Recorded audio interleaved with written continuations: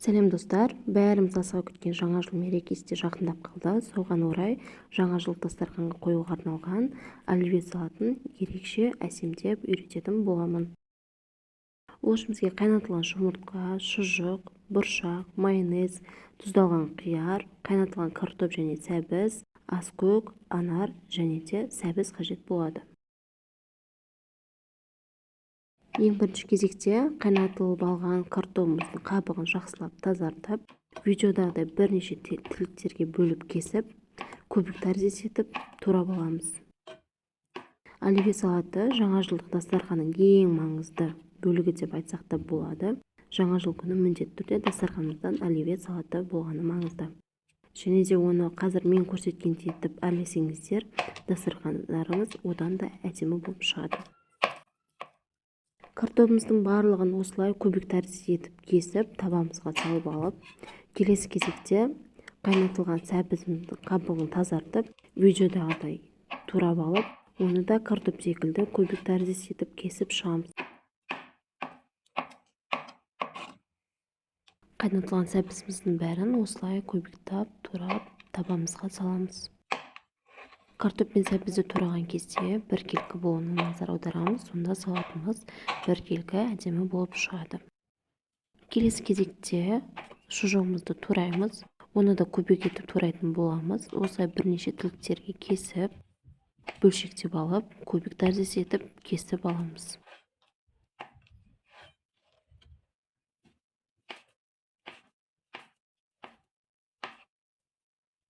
Шұжығымыздың барлығын біркелкі көбік тәріздес етіп кесіп табамызға салып алған соң, келесі кезекте қайнатылып, қабығы тазартылып алынған жұмыртқамызды турайтын боламыз. Оны да өзге ингредиенттер тәрізді көбік тәріздес етіп кесіп шығамыз.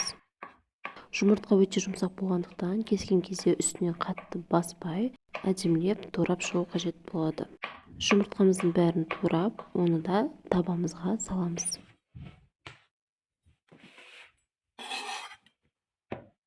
Келесі кезекте тұздалған қиярымызды турайтын боламыз.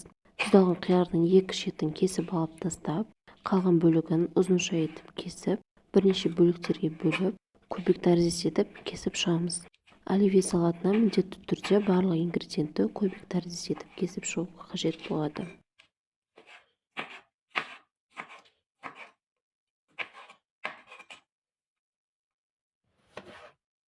Тұздалған қиярымызды осы ретпен турап дайындап шығамыз. Оливье салаты өте дәмді шығады, міндетті түрде жасаңыздар. Жаңа жылдық дастарханға арналған тағы да бір ерекше салат, мандарин салаты менің YouTube каналымнан қарап көрсеңіздер болады. Қиярымыздың бәрін турап алып, табамызға салып аламыз. Және келесі кезекте бұршағымызды ашып, суын бөлек құйып алған соң, керекті мөлшерде осылай табамызға салып аламыз. Одан соң оның үстінен тұзымызды сеуіп, майонезімізді қосып, жақсылап араластырамыз. Майонезімізді салатқа біркелкі сіңгенше жақсылап бірнеше минут араластыру қажет болады. Салатымызды араластырып болған соң, 10-15 минут уақытқа тоңазытқышқа салып қалдырамыз.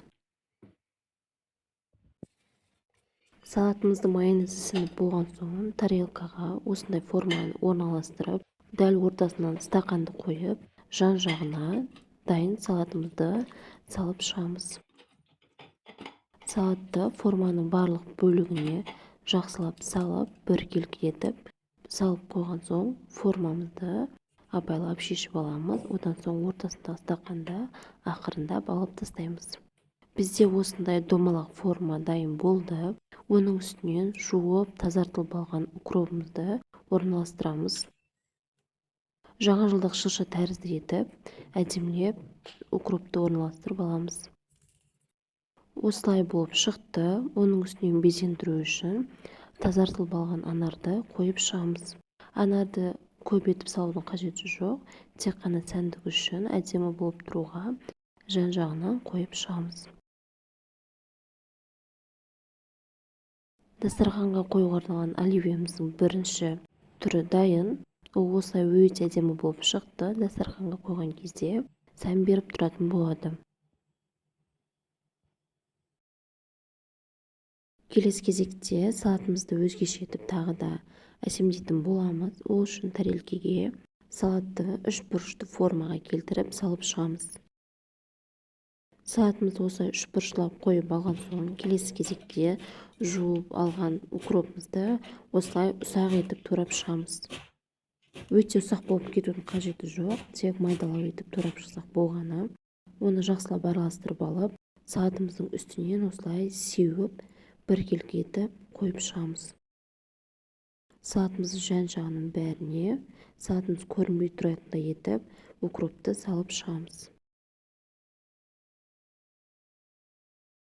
Салатымыз шыршаға ұқсайтын болады. Осылай салып болған соң, үстінен шамдар тәрізді етіп майонезді сеуіп шығамыз.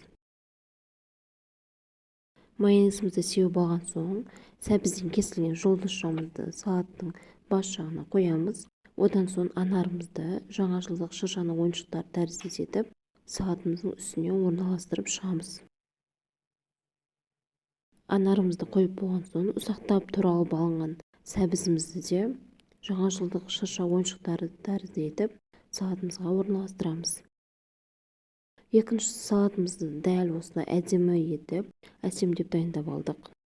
Менің осындай жаңа жылдық оливье салаттарым дайын болды. Міндетті түрде сіздер жасап көріңіздер. Видео ұнаса лайк басып комментарий жазуды ұмытпаңыздар. Жаңа жылдарыңызбен.